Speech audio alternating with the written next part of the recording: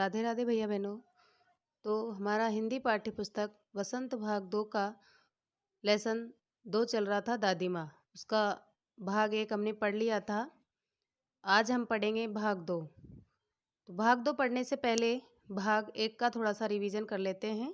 भाग 1 में लेखक ने कहा है कि आज एक नहीं, बीसों वर्ष हो गए, जीवन में थोड़ी सी परेशानी आती है तो मन परेशान हो जाता है। मुझे उदास देखकर मेरे शुभचिंतक जो मित्र है, वो आने वाली छुट्टियों की सूचना देते हैं, जिससे कि मैं प्रसन्न हो जाऊं। साथ ही विषम परिस्थितियों में भी मेरा उपहास यानी मजाक उड़ाते हैं। वे कहते हैं कि ये परेशानियों से घबराने वाला है। मैं सोचता हूँ कि कोई बात नहीं, अपनी कमजोरियों के बारे में सोचूंगा, परंतु सोचने से कुछ नहीं होता है। मुझे वर्षा और शीतकाल के बीच की शरद ऋतु के समान साहु व शांत स्वभाव की अपनी दादी माँ की एक अस्पष्ट छवि अपनी आंखों के सामने दिखाई देने लगती है। लेखक कहता है कि आषाढ़ माह में आम और जामुन के फल, आगेन में भुने हुए चावल से बनने वाला चिवड़ा और गुड़, चैत्र के माह में लाई और गुड़ से बनी पट्टी, एक बार नहीं मिले तो कोई बात नहीं, परंतु माटी की गंध भरे और झाग वाले पानी में कूदने का मौका न मिले तो अच्छा नहीं लगता है। फिर लेखक कहता है कि हल्की बीमारी इस मौसम में अच्छी लगती है, क्योंकि दर्द एवं ज्वर में नींबू का पानी और साबूदाने खाने में आनंद आता है।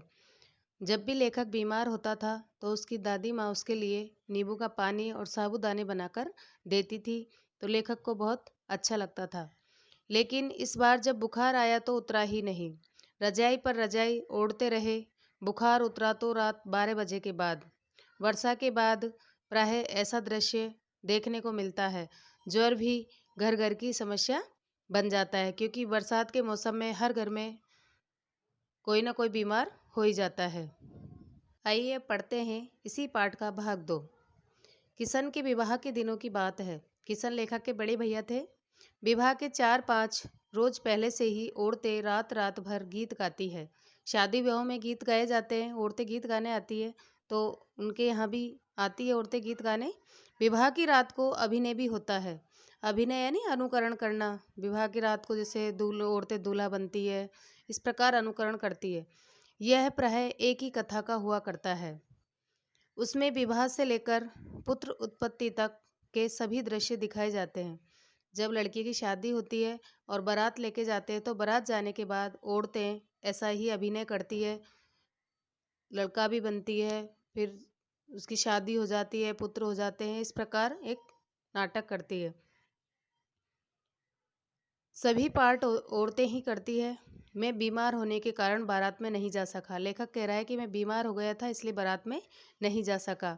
मेरा ममेरा भाई राघव, क्या नाम था उसके ममेरे भाई का? राघव, दालान में सो रहा था। दालान यानी चौक में, खुले चौक में सो रहा था। वह भी बारात जाने के बाद पहुंचा था, यानी बारात निकल चुकी थी, वो लेट आया था इसलिए यहीं रह गया। औरतों ने उस पर बहुत आपत्ति की, यानी वो जो वहाँ ठहरा हुआ था उस पर औरतों ने बहुत ऐतराज़ किया कि ये औरतों के बीच में क्या कर रहा है। दादी माँ बिगड़ी। इस पर दादी माँ को बहुत गुस्सा आया। लड़के से क्या पर्दा है? दादी माँ बोली कि इस लड़के से क्या पर्दा करना। लड़के और ब्रह्मा का मन एक सा होता है। यहाँ ब्रह्मा तद्भव शब्द है, इसका तत्सम होगा ब्रह्मा, यानी लड़के और भगवान का मन तो एक जैसा होता है। मुझे भी पास ही एक चारपाई पर चादर उठाकर दादी माँ ने चुपचाप से सुला दिया था। लेखक कह रहा है कि मुझे भी पास ही एक चारपाई पर, चारपाई यहाँ द्विगु समास है, 4 पैरों का समूह वाली, तो मुझे भी पास ही एक चारपाई पर चादर उड़ाकर दादी माँ ने चुपके से सुला दिया था। बड़ी हंसी आ रही थी। लेखक कह रहा है कि मुझे बड़ी हंसी आ रही थी। सोचा कहीं जोर से हंस दूँ तो भेद खुल जाए तो निकाल कर बाहर किया जाऊंगा, यानी औरतों को पता चल जाएगा तो वो मुझे बाहर निकाल देंगी। पर भाभी की बात पर हंसी रुक न सकी। जो उन महिलाओं के बीच में उनकी एक भाभी भी थी, तो उन्होंने कुछ ऐसा मजाक किया, तो उस मजाक को सुनकर लेखक की हंसी नहीं रुकी और भंडाफोड़ हो गया। भंडाफोड़ मुहावरा है, यानी पूरा भेद खुल गया। देवू की माँ ने चादर खींच ली। उन महिलाओं में एक महिला ने लेखक की चद्दर खींच ली। कहो दादी, ये कौन बच्चा सोया है? बेचारा सोता है शायद, दूध तो पिला दूँ। हाथापाई शुरू हुई। हाथापाई यानी हाथों से पीटना शुरू हो गया। दादी माँ बिगड़ी। दादी माँ को फिर गुस्सा आया। लड़के से क्यों लगती हो, यानी इसके मुंह क्यों लगती हो? सुबह रास्ते में देवू की माँ मिली। कल वाला बच्चा भाभी। मैं वहां से जोर से भागा और दादी माँ के पास आकर खड़ा हो गया। यानी देवू की माँ ने लेखक से मजाक किया था कि कल वाला बच्चा तुम ही हो, तो वो बोला भाभी। मैं वहां से जोर से भागा और दादी माँ के पास आकर खड़ा हो गया। वस्तुतः किसी प्रकार का अपराध हो जाने पर जब हम दादी माँ की छाया में खड़े हो जाते थे, यानी हमसे कोई भी गलती हो जाती तो हम दादी माँ के सहारे जाकर खड़े हो जाते, अभयदान मिल जाता। अभयदान यानी जीवन दान या सुरक्षा मिल जाती दादी माँ से हमको। स्नेह और ममता की मूर्ति दादी माँ की एक एक बात आज कैसी कैसी मालूम होती है। परिस्थितियों का वात्याचक्र, वात्याचक्र यानी घटनाक्रम। परिस्थितियों का वात्याचक्र जीवन को सूखे पत्ते सा कैसा नचाता है, इसे दादी माँ खूब जानती थी। यानी दादी माँ को तो बहुत अनुभव था जीवन का। दादा की मृत्यु के बाद से ही वे बहुत उदास रहती। संसार उन्हें धोखे की टट्टी मालूम होता, यानी धोखेबाज या असत्य। पूरा संसार उन्हें बिल्कुल असत्य दिखाई देता। दादा ने उन्हें स्वयं जो धोखा दिया, यानी उन्हें छोड़कर चले गए थे वो, वे सदा उन्हें आगे भेजकर अपने पीछे जाने की झूठी बात कहा करते थे। मरने में तो किसका बस चलता है, जो आया है सो जाएगा, राजा रंग फकीर कहा भी गया है। तो इसमें उनकी क्या चलती दादाजी की। दादा की मृत्यु के बाद कुकुर मुत्ते की तरह बढ़ने वाले, मुंह में राम बगल में छुरी वाले दोस्तों की शुभचिंता ने स्थिति और भी डामाडोल कर दी। अब यहाँ दादा की मृत्यु के बाद कुकुर मुत्ता एक होता है बिना जल के ही अपने आप बढ़ जाता है वो पौधा। तो कुकुर मुत्ते यहाँ दोस्तों के लिए कहा है कि कुकुर मुत्ते की तरह दोस्तों की संख्या इतनी बढ़ गई, मुंह में राम बगल में छुरी वाले दोस्त, यानी कपटी दोस्त, जो सामने तो अच्छी अच्छी बातें करते पीछे से बुराई करते। इस प्रकार के दोस्त बहुत ज़्यादा संख्या में बढ़ गए और स्थिति ऐसी हो गई कि डामाडोल ही कर दिया उन्होंने पूरी, यानी पूरी व्यवस्था बिगाड़ दी घर की। दादा के श्राद्ध में दादी माँ के मना करने पर भी पिताजी ने जो अतुल संपत्ति व्यय की, यानी दादा की मृत्यु होने पर लेखक के पिता ने दादी के मना करने पर भी उधार पैसे लेकर दादा के श्राद्ध पक्ष में बहुत अधिक धन खर्च किया था। दादी माँ अक्सर उदास रहा करती थी, यानी दादाजी की मृत्यु के बाद दादी जी हमेशा उदास रहती थी। माघ के दिन थे, माघ होता है बहुत कड़ाके की ठंड पड़ती इस महीने में और पाला भी पड़ता है। तो माघ के दिन थे, कड़ाके का जाड़ा पड़ रहा था। पछुआ की सन्नाटा, यानी पश्चिम दिशा की तेज तेज सन्नाटे वाली हवाएं चल रही थी। पाले की शीत हड्डियों में घुसी जा रही थी, यानी तेज पाला पड़ रहा था और बिल्कुल हड्डियों में जैसे सुई की तरह चुभ रही थी वो ठंड। शाम को मैंने देखा, लेखक कह रहा है कि शाम को मैंने देखा दादी माँ गीली धोती पहने कोने वाले घर में एक संदूक पर दिया जलाए हाथ जोड़कर बैठी है। उनकी स्नेह कातर आंखों में मैंने आंसू कभी नहीं देखे थे। स्नेह से भरी उनकी आंखों में मैंने आंसू कभी देखे ही नहीं थे। मैं बहुत देर तक मन मारे उनके पास बैठा रहा। मन मारे एक मुहावरा है जिसका अर्थ होता है अपनी इच्छाओं को दबाना। यानी मेरी इच्छा थी दादी माँ से जानने की कि वो ऐसा क्यों कर रही है। तो उन्होंने आंखें खोली। दादी माँ, मैंने धीरे से कहा, क्या है रे, तू यहाँ क्यों बैठा है? दादी माँ, एक बात पूछूं, बताओगी ना? मैंने उनकी स्नेहपूर्ण आंखों की ओर देखा। क्या है, पूछ। तुम रोती थी। दादी माँ मुस्कुराई। पागल, तूने अभी खाना भी नहीं खाया ना? चल चल, धोती तो बदल लो। दादी माँ, मैंने कहा, मैंने यहाँ लेखक के लिए आया है। मुझे सर्दी गर्मी नहीं लगती बेटा। दादी माँ बोली, मुझे सर्दी और गर्मी नहीं लगती। वे मुझे खींचती रसोई में ले गई। दादी माँ लेखक को खींचती हुई रसोई में ले गई। सुबह मैंने देखा चारपाई पर बैठे पिताजी और किशन भैया मन मारे कुछ सोच रहे हैं। दूसरा चाराई क्या है, यानी दूसरा और उपाय क्या है? बाबू बोले, यानी बाबूजी बोले, रुपया कोई देता नहीं। कितने के? तो अभी पिछले भी बाकी है।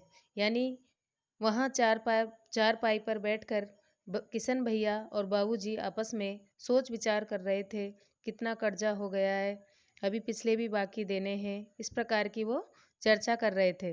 रुपया कोई देता नहीं, कितने के तो अभी पिछले भी बाकी है। वे रोने रोने से हो गए, यानी उन रोने रोने जैसी स्थिति हो रही थी उनकी। रोता क्यों है रे? दादी माँ ने उनका माथा सहलाते हुए कहा। पिताजी जैसे रोने लगे तो दादी माँ ने उनका माथा सहलाते हुए कहा, तू रोता क्यों है? मैं तो अभी हुई ना, यानी मैं हूं ना अभी, मेरे जिंदा होते हुए तुम क्यों रोते हो? उन्होंने संदूक खोलकर एक चमकती सी चीज निकाली। संदूक यानी दादी माँ ने अपनी एक पुरानी पेटी खोलकर उसमें से एक चमकती सी चीज निकाली, यानी सोने का कंगन। तेरे दादा ने यह कंगन मुझे इसी दिन के लिए पहनाया था। उनका गला भर आया, यानी उनके भी रोने जैसी स्थिति हो गई। मैंने इसे पहना नहीं, इसे सहज कर रखती आई हूँ, यानी शुरू से इसे संभालती आई हूँ। मैंने इसे पहनकर खराब नहीं किया। यह उनके वंश की निशानी है। दादी माँ ने कहा कि ये उनके वंश की निशानी है, ये कड़ा मैं शुरू से संभालती आई हूँ इसे। उन्होंने आंसू पोंछकर कहा। पुराने लोग आगा पीछा सब सोच लेते थे बेटा, यानी बुजुर्ग जो लोग हैं पहले के, वो हमेशा भूत और भविष्य दोनों की सोचकर चलते थे कि जीवन में कभी भी कठिन परिस्थितियां आ सकती है। सचमुच मुझे दादी माँ शाप भ्रष्ट देवी सी लगी। धुंधली छाया विलीन हो गई। लेखक कहता है कि दादी माँ मुझे परिस्थितियों की मारी हुई और संघर्षों से लड़ती हुई साधारण देवी सी मालूम हुई। दादी माँ की अस्पष्ट छवि आंखों से ओझल हो गई, यानी ये जो पूरी कहानी चल रही थी वो दादी माँ की यादों में थी। जैसे ही बड़े भैया का पत्र आया लेखक के पास, तो लेखक पूरी अपनी दादी माँ की यादों में खो गए। तो धुंधली छाया विलीन हो गई, यानी दादी माँ की अस्पष्ट छवि आंखों से ओझल हो गई, यानी गायब हो गई। मैंने देखा दिन काफी चढ़ गया, यानी लेखक सुबह से विचार मग्न था और धीरे धीरे सूरज काफी ऊंचाई पर आ गया था। पास के लंबे खजूर के पेड़ से उड़कर एक कौवा अपनी घिनौनी काली पांखें फैलाकर मेरी खिड़की पर बैठ गया, यानी खजूर के पेड़ पर बैठा कौवा उड़ता हुआ आया, अपने गंदे पंखों सहित खिड़की पर बैठ गया। हाथ में अब भी किशन भैया का पत्र कांप रहा है, यानी लेखक के हाथ में किशन भैया का पत्र है और उसके हाथ कांप रहे हैं। काली चींटियों सी कतारें धूमिल हो रही है। आंखों पर विश्वास नहीं होता। मन बार बार अपने से ही पूछ बैठता है, क्या सचमुच दादी माँ नहीं रही? यानी लेखक को चिंता के कारण वो पत्र की जो पंक्तियाँ थी वो काली चींटियों के समान दिखाई दे रही थी और लेखक चिंतित होकर अनुभव कर रहा था कि सचमुच दादी माँ अब हमारे बीच नहीं है। अगर कुछ है तो बस उनकी यादें शेष है। तो भैया बहनों, पार्ट 2 दादी माँ वो पूर्ण हुआ। इसके प्रश्नोत्तर भी कर लीजिए। प्रश्न 1, लेखक को अपनी दादी माँ की याद के साथ साथ बचपन की और किन किन बातों की याद आ जाती है? उत्तर देखिए।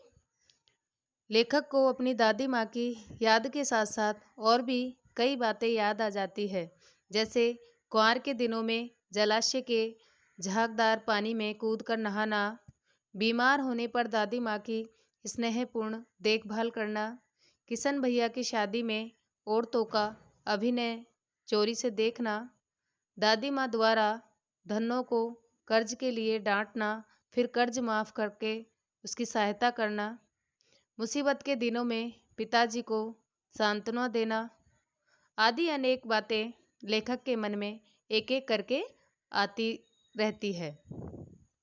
प्रश्न 2, दादा की मृत्यु के बाद लेखक के घर की आर्थिक स्थिति खराब क्यों हो गई थी? उत्तर देखिए। दादा की मृत्यु होने पर लेखक के पिताजी ने दादी के मना करने पर भी उधार पैसे लेकर दादा के श्राद्ध पक्ष में बहुत अधिक धन खर्च कर दिया था। इसी कारण लेखक के घर की आर्थिक स्थिति खराब हो गई थी। प्रश्न 3, दादी माँ के स्वभाव का कौन सा पक्ष आपको सबसे अच्छा लगता है और क्यों? वैसे तो दादी माँ के स्वभाव में अनेक अच्छाइयाँ हैं, लेकिन उनके स्वभाव का सबसे अच्छा पक्ष दूसरों की मदद करना लगता है। समय असमय वे पैसे देकर दूसरों की मदद करती, किए हुए वादे के अनुसार पैसे न मिलने पर उसे डांटती, पर दया करके उसका कर्ज माफ करके पुनः उसकी मदद करने को तैयार रहती थी।